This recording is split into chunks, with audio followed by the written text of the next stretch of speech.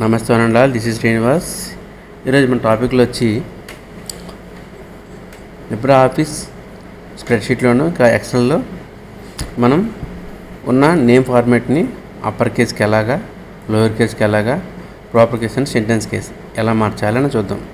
Upper case కోసం మనం ఇక్కడ కర్సర్ పెట్టి ఈజ్వల్ కొట్టి అప్పర్ అని కొట్టండి. అప్పర్ బ్రాకెట్లో మనకి ఏ కాలం అయితే ఏ పేరు అయితే కావాలో ఆ పేరు బాక్స్ని సెలెక్ట్ చేయండి. ఆ బాక్స్ అలాగా ఏ కాలంలో 5 రో చూడండి, A5.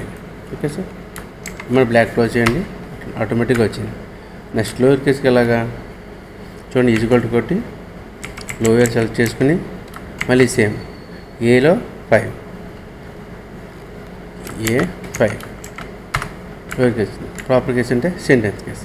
మళ్ళీ ఈజ్వల్ కొట్టి ప్రాపర్ క్లిక్ చేసి A5 చూడండి ప్రాపర్. నువ్వు అన్నిటికి కూడా ఎలా కావాలి, మళ్ళీ మన ఫార్ములా కొట్టక్కలేదు, అన్నీ సెలెక్ట్ చేసి పేస్ట్ చేసి అన్నీ కూడా ఆటోమేటిక్గా మారిపోయాయి. ఓకే సార్, ఉండాలి. Thank you.